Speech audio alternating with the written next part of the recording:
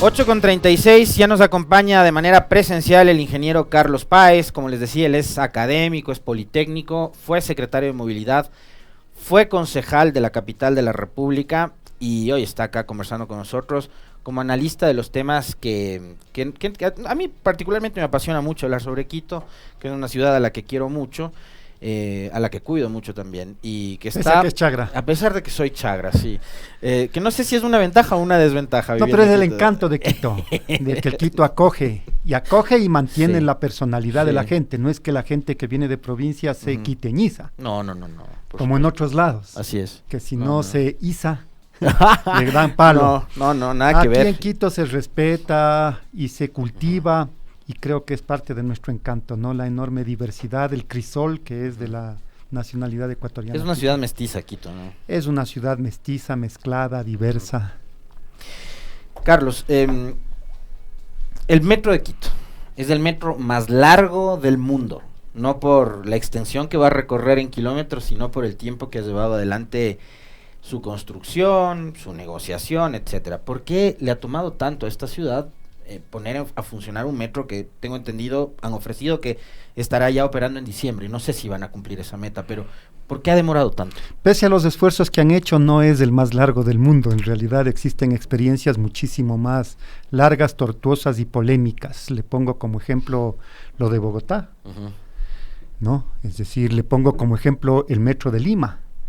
Es decir, son procesos complicados que requieren de una planificación sólida, requieren de una estructuración financiera importante y requieren sobre todo, y esto me parece que es lo que ha carecido la ciudad en administración Rodas y en administración Yunda Guarderas, ha carecido de visión estratégica, de liderazgo político y de capacidad técnica para afrontar el reto que implicaba una obra de esta envergadura. Recuerde que es la mayor inversión pública a nivel urbano en este país. ¿Cuál es la cifra, Carlos? 2.000 millones de dólares y quizás un poco más. Y 2.000 millones de dólares porque vale la pena partir recordando que cuando se firmó el contrato o el convenio de ejecución de la primera línea del metro con el consorcio Acciona Odebrecht en noviembre del 2015, no se negoció apropiadamente la oferta. Y eso significó que se contrate por 1.500 millones de dólares, lo que según los precios referenciales estaba alrededor de 1.000 millones de dólares. Y esa falta de negociación, que además fue sugerida, no sugerida, sino indicada por el equipo técnico de la empresa Metro de Quito, recibió la no objeción de las multilaterales que financian este proyecto, una decisión política de la alcaldía de Rodas de no renegociar, que significó un encarecimiento, una cuestión que todavía falta dilucidar, es decir, esa pérdida de tiempo, de plata primero, y claro, de tiempo y de plata, que le acarrea unos costos enormes a la ciudad. Sí, porque fíjese además, y esto me parece que es importante tenerlo presente, porque dicen Barrera no inauguró el metro, jamás lo ofreció. Y no lo ofreció porque éramos conscientes de la necesidad de una sólida y responsable planificación, considerando las condiciones de la ciudad, no solamente desde el punto de la movilidad, sino desde el punto de la fortaleza institucional, de la capacidad de pago, de encontrar financiamiento que permita ejecutar esto. Y recuerde usted, y esto le quiero hacer notar, que las ofertas para la construcción de la primera línea de metro se recibieron en julio del 2014, si recién ingresada a la alcaldía de Rodas, y es público y notorio, y usted puede revisarlo en las notas de prensa, ofreció que en 60 días iba a tener el contrato adjudicado, y en realidad se demoró 17 meses, así que ahí hay 15 meses, y encima 15 meses en los que no se renegoció apropiadamente la oferta del consorcio ganador. Y cuando se firmó el acuerdo de construcción se estableció un plazo de construcción de 36 meses, de 3 años. Arrancó en abril del 2016. El metro debía estar terminada la construcción en abril del 2019 y después habían 6 meses para las pruebas, de tal forma de que en noviembre del 2019 el metro debería estar operando.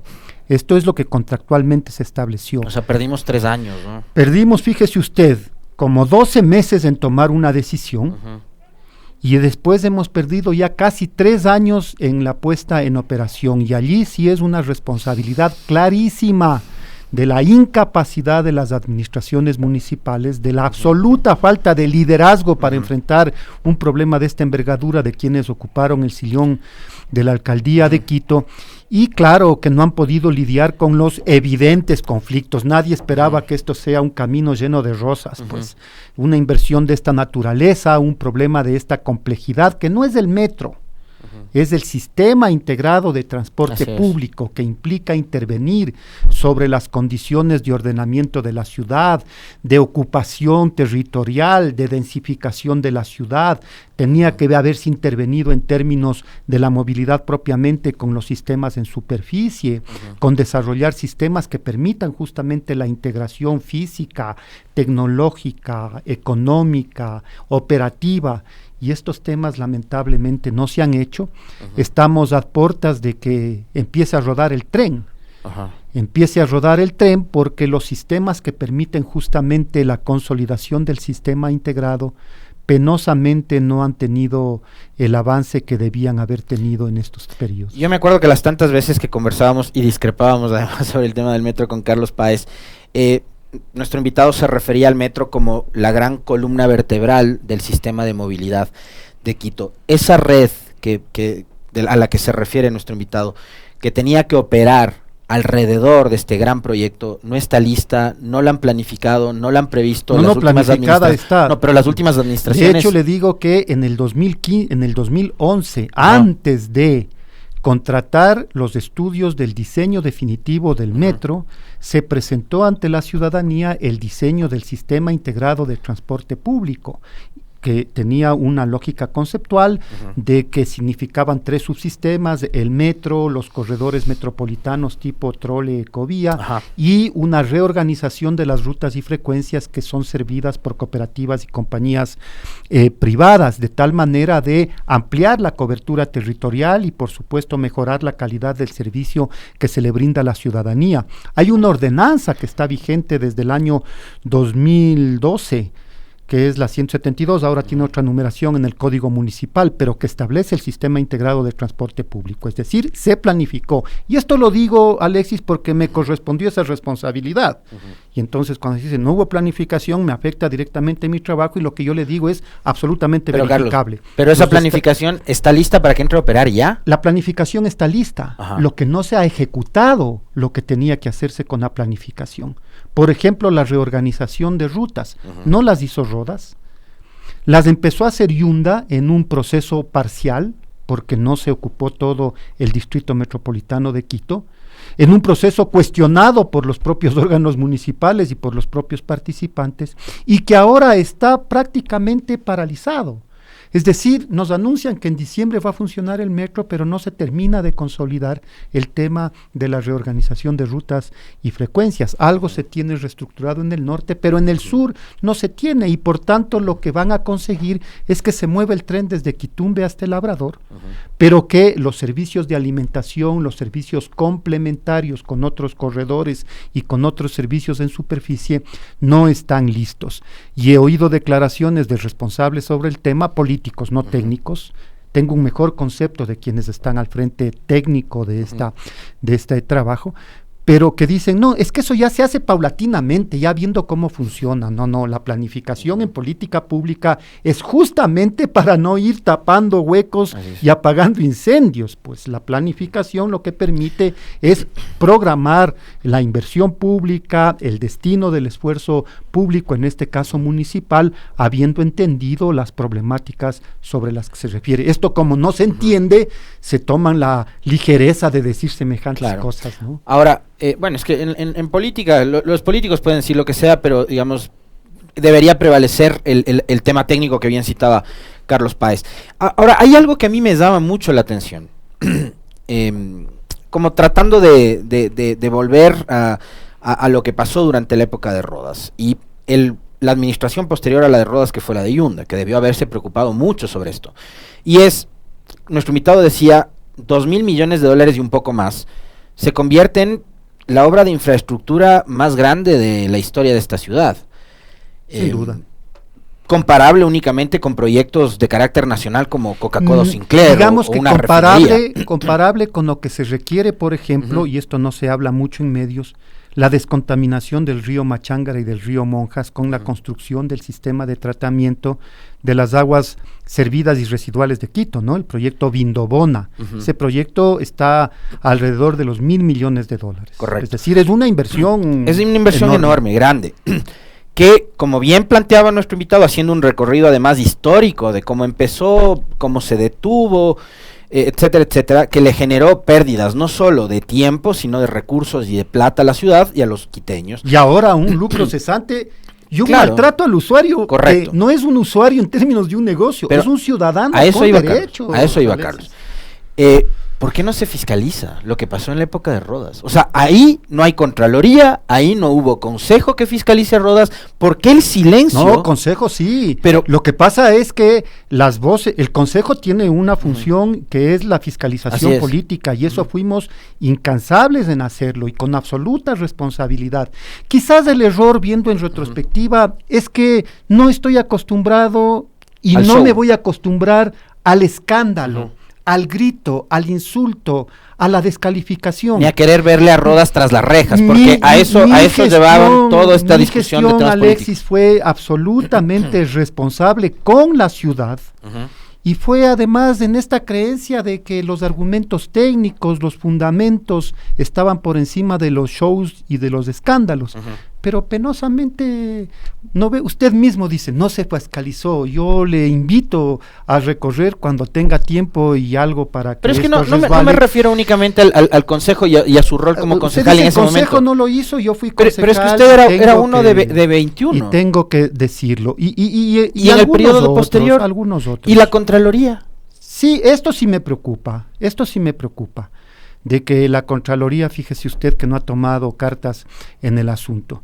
En el tema, por ejemplo, de la negociación del contrato de construcción, recuerde usted, Alexis, que cuando interpelamos al gerente de la empresa Metro de Quito en el seno del Consejo Metropolitano, le dijimos por qué no se negoció la oferta.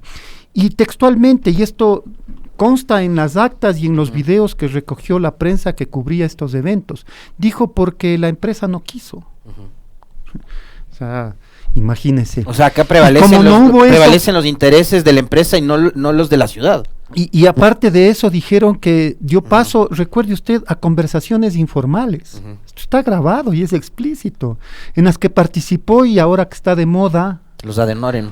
Un ad honorem que tenía también el alcalde Rodas. Recuerde el señor usted, Terán era. Todo esto es público, y entonces el hecho es que estos temas, Terán me parece, ¿no? Sí, estos temas lamentablemente han sido subordinados muchas veces al escándalo, a los intereses particulares por sobre los intereses de la ciudad. Volviendo al tema del metro, Alexis, me parece que, como usted bien lo señala, el metro es no la solución, y esto cada vez que hemos discrepado yo le he insistido en aquello.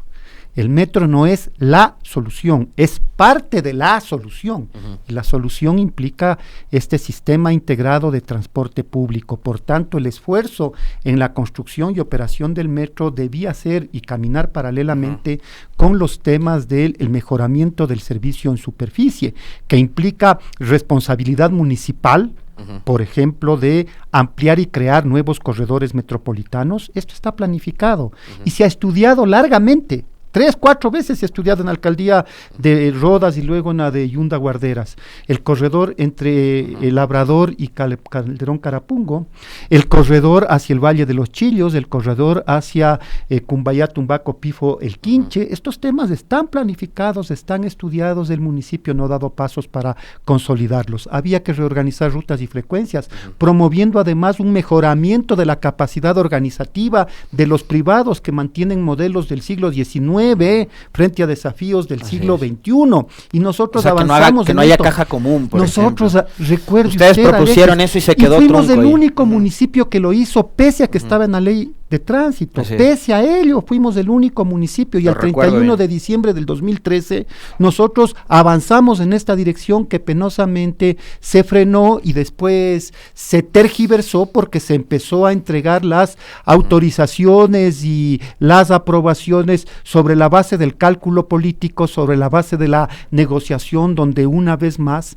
¿no es cierto?, los intereses particulares prevalecieron por sobre los intereses de la ciudad. Pero a mí me parece parece que hay que ser justos en esto, porque si no es meter todo en el mismo saco y poner apagar la luz en donde todos los gatos son pardos, como se dice. Y aquí, y esto, frente a las elecciones que se avecinan, me parece peligrosísimo, porque decir toditos son igualitos, a mí me parece que es desconocer que existe gente que se toma con seriedad la participación política, que construye organización, que fortalece los procesos de capacitación de su militancia, que profundiza prácticas democráticas al interior de sus movimientos y partidos, y claramente existen otras organizaciones que son puestos de alquiler, vehículos de alquiler, que son tiendas de alquiler, ¿no es cierto?, que son puestos del mercado, para que cualquiera venga, ¿no es cierto?, y no sé sobre la base de qué, convenza que le presten el membrete, y un desfile de propuestas demagógicas absolutamente inviables, algunas incluso peligrosas. ¿Como cuál, por ejemplo? ¿Cuál es una propuesta peligrosa que he escuchado? Yo la limpieza social, por ejemplo. Esa es una, y la otra es peligroso. Este municipio con 30,000 vagos, no sé qué, voy a barrer todo el Esas funcionario para mí público. Son peligrosas. Y entonces, claro, este discurso de que todos los políticos son igualitos, ¿no es cierto? Yo, aunque no me considero un político de profesión, ejercí la actividad política. Pero le apasiona también la política. Me apasiona la política. Ya que se metió en este tema político, se metió usted, yo no lo llevé solito se fue a meter ahí.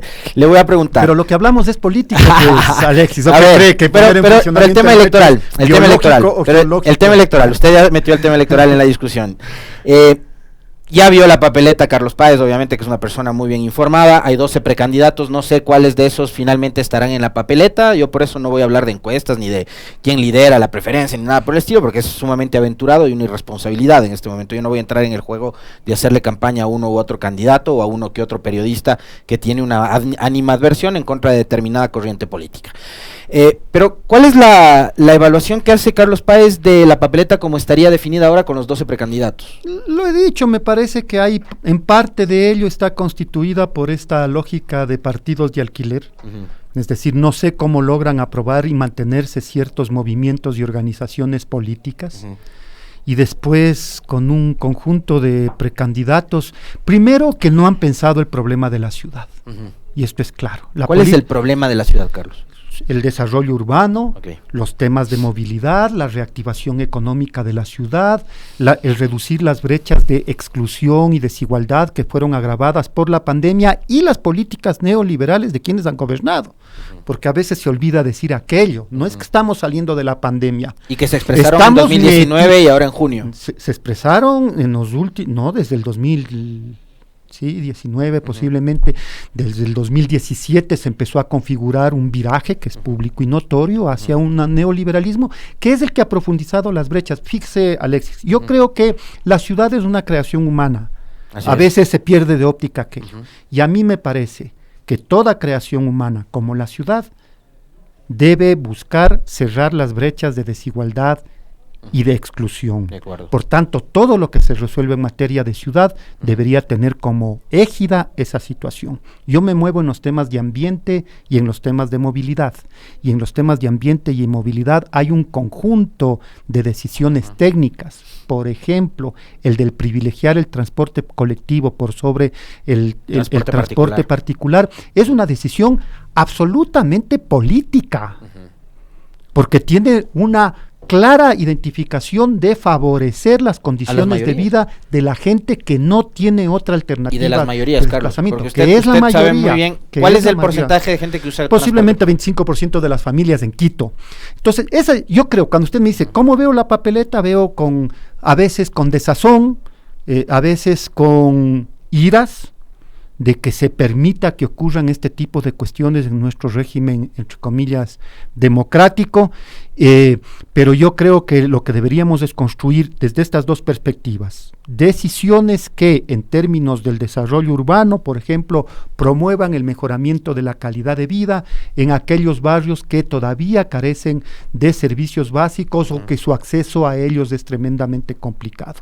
En este ámbito, los temas de movilidad, el sistema integrado de transporte público, poner en funcionamiento el metro, reorganizar rutas y frecuencias, crear condiciones para la movilidad no motorizada, defender el derecho de los peatones. Anteayer, a propósito, fue el Día Mundial del Peatón. Defender el derecho de los peatones de poder caminar con seguridad, que no le atropellen, pero que tampoco le asalten. Estos me parece que son elementos centrales en la política pública. Tiene que haber un tema de dotar de servicios y de oportunidades en términos de educación, de salud, de cultura, de esparcimiento para los barrios, sobre todo, que están carentes para de estos servicios. ¿Cuánto más hacer nuevamente los espacios públicos? Pues. Y déjeme decirle una última cuestión sobre esto, Alexis, ya que tiene la gentileza de jalarme la lengua por ahí. A veces se pierde de vista la situación mundial.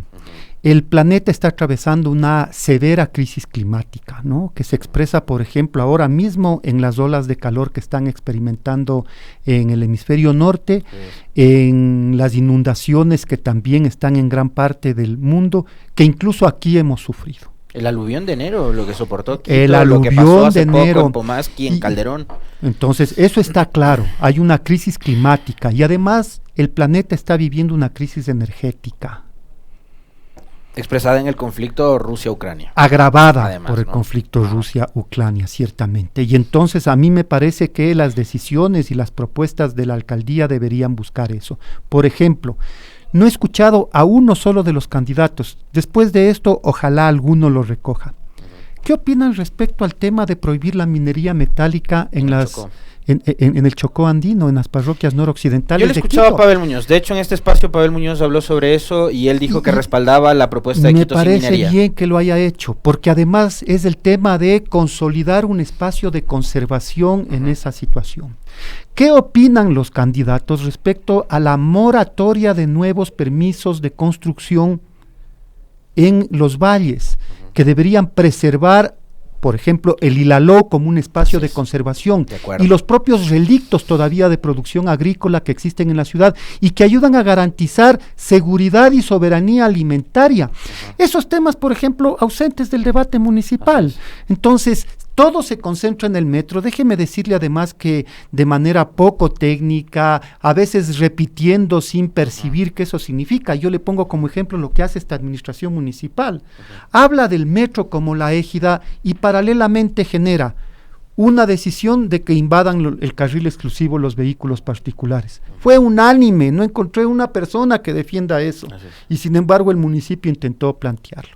Cuando existe un descontrol en la vía pública, por ejemplo, respecto al mal estacionamiento y al irrespeto de las ciclovías y de las veredas como espacios para... Que en la administración Barrera se puso orden, después vino Rodas con el cuento de que no somos Suiza, a nosotros nos gusta vivir relajados y hoy tenemos el desastre. Y recuerde que la oferta fue bajar y la primera, creo que fue la única oferta de campaña que cumplió. Increíble. La única oferta de campaña que cumplió fue bajar la multa por espacio público. Y de paso eliminó la Bicicú. Liquidó la Bicicú, después de algunas cuestiones que ojalá la Contraloría, como usted dice, pueda efectivamente poner cartas sobre el asunto. La compra de esas bicicletas eléctricas que están botadas. Y porque a mí sí me parece eso, Alexis, que cuando hablamos de la problemática del metro, de la movilidad, del desarrollo urbano, de la ciudad, penosamente tenemos que volver la mirada al 2014, cuando terminó la administración del Augusto Barrera, de la que formé parte, y todos los temas que ahora se discuten son cuestiones que quedaron planteadas, que empezaron a ser construidas y que lamentablemente el odio político, el marketing político y muchas veces la complicidad de quienes generamos opinión pública hicieron que se desvíen, que se frenen y que tengamos 8 años perdidos en la ciudad a un costo enorme para nuestra calidad de vida. Carlos, con esto cierro porque voy a pedir que en 30 segundos, por favor, porque además era tema de conversación de esta entrevista y se nos quedó. Esto que dice Carlos ahora lo voy a atar con el tema de la entrevista, que era matriculación vehicular. Uno de los servicios que se optimizó, que se tecnificó, que se modernizó, que se innovó fue el de la revisión y matriculación de vehicular manera pionera Quito, en el Ecuador que era y en pionera la región, salvo correcto. Santiago de Chile. Le iba a decir eso, era pionero en la región. Ahora resulta que no funciona, no opera, ni siquiera los de stickers tienen para Estamos esperanzados de que Pedro Moncayo, Cayambe nos ayuden. ¿Por qué pasó esto? Lo que usted acaba de decir, o sea, Porque 8 años de olvido. Por eso, por la incapacidad técnica y los compromisos. El contrato finalizó el 31 de diciembre del 2017.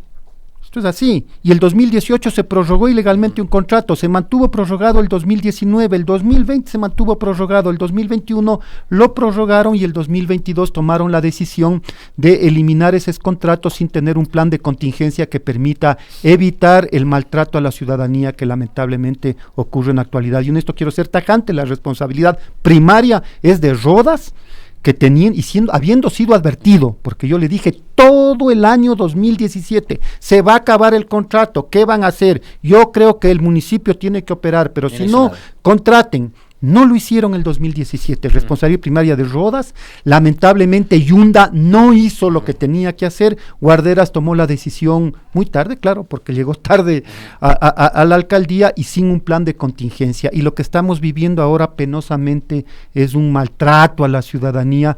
Yo leo en las redes sociales, a mí me llaman, me dicen mis colegas de Napoli, ve, ayuda a conseguir un turno, ya voy 3 semanas queriendo un turno porque ya se acaba agosto y encima me van a multar. Ahí me parece que debería el Consejo Metropolitano de Quito fiscalizar esta situación y tomar cartas en el asunto, sobre todo para que el ciudadano no sea maltratado por parte de la autoridad municipal. Y segundo, para recuperar la vigencia y la credibilidad de un sistema que ayuda a la calidad del aire, porque carros bien mantenidos emiten menos emisiones, incluso con el pésimo combustible que tenemos aquí, y carros bien mantenidos no se les va a los frenos y por tanto significan menos riesgo para la seguridad. Le quiero agradecer infinitamente a Carlos Páez Pérez por haber aceptado la invitación a esta entrevista también. En la presentación me olvidaba decir lo más importante, porque es politécnico, académico, exsecretario de Movilidad, concejal e hincha de la Liga de Quito. Eso sí. Nos vemos conmigo el lunes, un fuerte abrazo. Ya vienen las Warmis, ya está la Denise, la Sofía, un fuerte abrazo, chao.